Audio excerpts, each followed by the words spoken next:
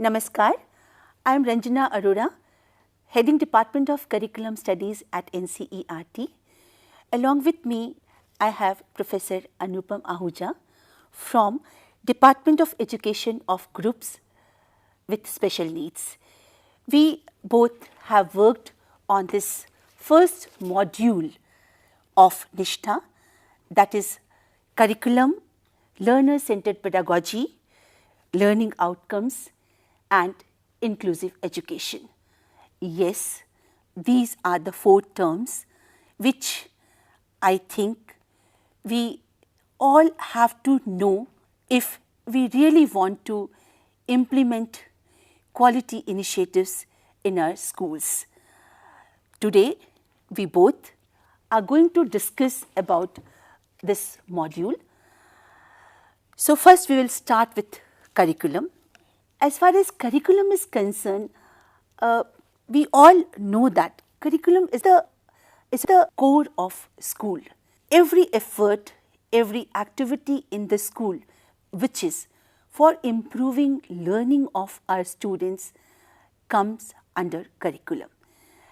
The curriculum includes not only the subject specific classroom teaching like mathematics, science, social science, but also the activities which children are there involved in.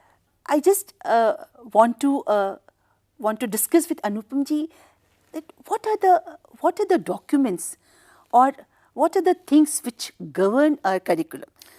Ranjana ji, we have tried to make this terminology of the ghost, the hawa of curriculum very simple in our module. Yes. And we have tried to make you really rethink, should we really cover the curriculum or should we uncover it? Yes. I'm sure you agree the need is to uncover. Now, what are the documents that govern the curriculum? Well, curriculum doesn't come from thin air. Yeah. Curriculum of any school, of any subject is governed by our education policies. You all are aware we are currently now looking at a draft national education policy and we are thinking about it and how we should finalize it. Now this policy that's currently in a draft form, usually this and our earlier policies give us a framework from which we derive the curriculum. Right? Sure. Yeah. And from this curriculum, we then have our syllabus and the syllabus, the curriculum which has been governed by our framework and policies, we base our textbooks. Yes. And this is very simply given in our module, friends. These are big terms, these are tough issues, to crack in education. But how do we make it simple for our teacher? That's what we have attempted in our module. And this is what will make, and there are so many activities, so many reflective points when you read it, you will really enjoy it. That's what we've tried to do. Lay for you something that is easy to understand. And how you can link it with your everyday teaching is what this module really makes you think about. Yes, you are very right that this linkages among this curriculum, syllabus and textbooks as well as pedagogy. Yes. This we have really brought out in this curriculum in very simple way and with examples. One example we have included in this module, understanding diversity and addressing diversity. So under this diversity, yes, we find children from different background in our school setup, and teachers need to address the needs of each and every child. Yeah. How teacher addresses this, I think this is also the part of the curriculum. Anupam ji is agreed with me, I think. Absolutely. And this, what is good teaching? What is good pedagogy?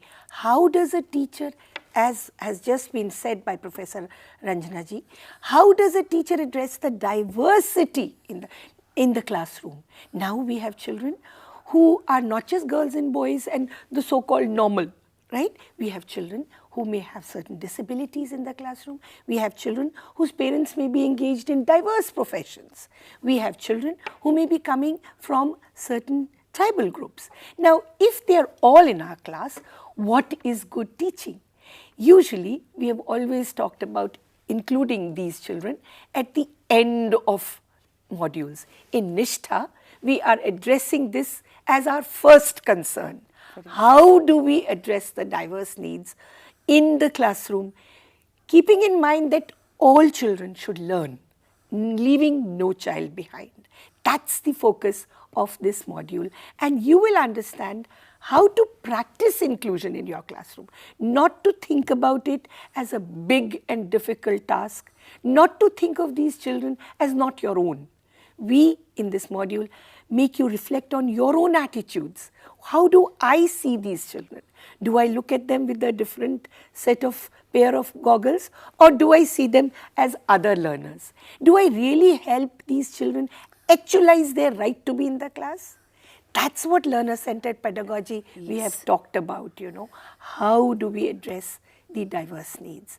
This has been an issue with us for many, many years in education. True. And NISHTHA, this current training program will really help you understand. Anupam ji, we often hear from teachers that syllabus is very heavy. Yes. When you say that you used learner-centered pedagogy or activity-based teaching, it is very difficult for us to cover the syllabus. Yes. But as you said, that we need not to cover the syllabus or cover the curriculum, we need to uncover or unfold the syllabus. Yes. What do you exactly mean by that?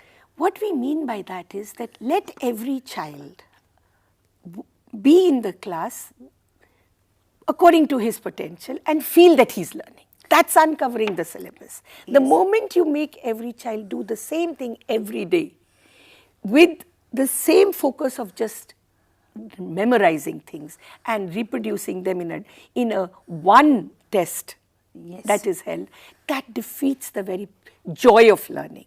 What we are trying to talk about in this module is how do you make children enjoy being in a class? How do you make them be natural learners, not forced knowledge cramming machines? Yes.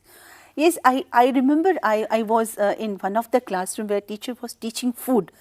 So I found that rather than writing on the board about like characteristics of the food or the various foods available in the vicinity, she was just asking the students, like what food or what you have eaten today and in the breakfast. Yes. And then students were coming out with their own like dishes, what they have taken in the morning, and it was really a very good discussion happening. Yes. And then teachers started categorizing those foods under different kind of categories, whether these are vegetables or whether these are cereals, and it was really a very good class. And I found that the teacher was uncovering syllabus rather than that coverage of the syllabus. I remember you were watching and I had walked in a little late. And when I saw the visually challenged child, not talking about the physical aspects of that food, but talking about how the halwa was when the mother made it, how did he feel the smell? You know, he discussed how he was tempted to eat because the smell of the odor, the bad and the good odor he was talking about, when she burnt it one day, how it was. So that's what brought in the class, that any child who may not probably have seen the ingredients can also be part of the class. And that's what we mean by telling teachers to practice a pedagogy where we engage all learners and we bring in a class a volcano of knowledge, not by writing on the chalk and blackboard what are the ingredients, but by making children engage and unfold their own learning from what they see in the environment. And this module brings this aspect very close to the teacher's heart. By the time she finishes reading through and practicing this module, we expect that she will start reflecting on what changes she can bring in her classroom in order to engage, as you said, a learner-centered pedagogy. And with a true evaluation of learning based on the competencies that children are acquiring, not on a one-time fear-based examination system. Of course, this kind of learner-centered pedagogy, when teacher was applying in the classroom, one could find that there are different children who are on different levels of learning outcomes are improving their learning outcomes. Some children are now communicating to teachers their experiences. Some children have started writing something on the copy, and then some children are coming out with poster making on the food. And teacher was also asking some children, can you write some poems? Can you sing some song on this food, and what are the food festivals? So I found that in that class, children were really improving their different kinds of learning outcomes and competencies.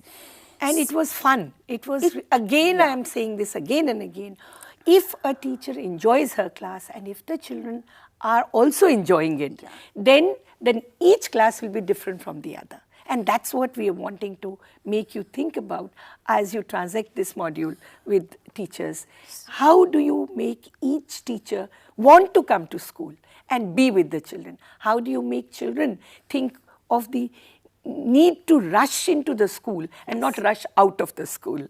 Yes. Anupam ji, I remember that you have included one story in this module, that is Animal School. And I really like that story. I just want you, can you brief that story? Well, I'm not going to give them the story because they have to read the module to know the story. But you know, it's a story written by a very wise principal of a school many years ago. And what he has brought out is that the animals decided that they would run a school. And in a very subtle way, the story tells the teacher and the principal and other stakeholders in education what we do and what we should not do.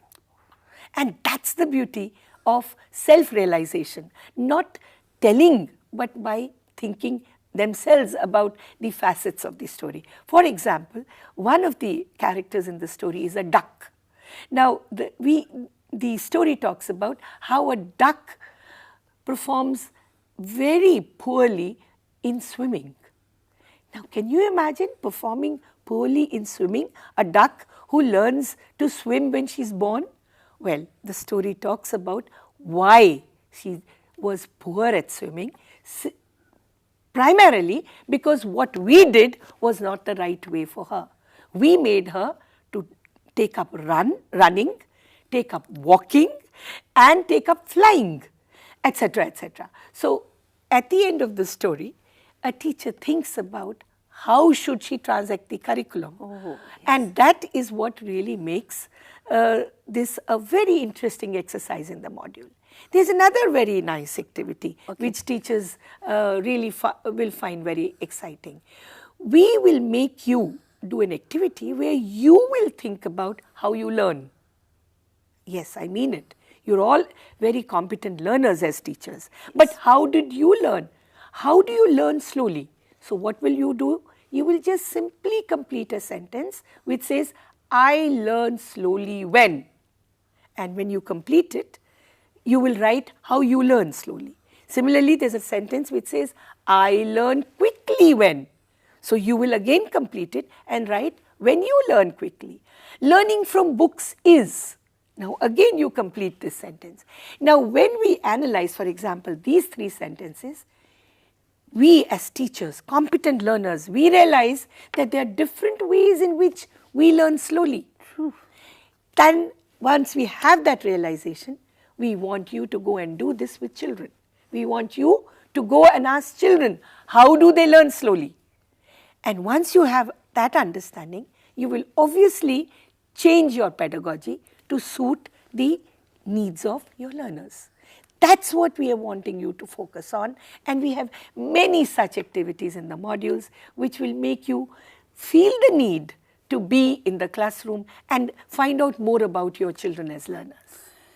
So thank you very much, Anupam ji. So I think with this module, our teachers will be able to really understand their children in their own context. Yes. And with their own needs. And once they will understand about their needs, their context, I think they will be able to address their needs in the manner the children Yes. learns. I think that one sentence, one statement which you often quote, I just want you to quote here. Yes, Ranjana ji, you can see teachers that we both have been working for years and we work with a similar mental frame. Ranjana ji is asking me to make a sentence, and my favorite sentence is, if children don't learn the way we teach, let us teach them the way they learn. And that's the crux of this module that you will hopefully enjoy when the very first time you pick up the modules of NISHTHA and open the very first module. I must also admit to you that Ranjana ji and I really enjoyed writing this module. Yes. And we hope that you will also enjoy using the tips, the content, and reflect on the activities that we have for you. So thank you to all of you, and with all best wishes. Thank you. Thank you.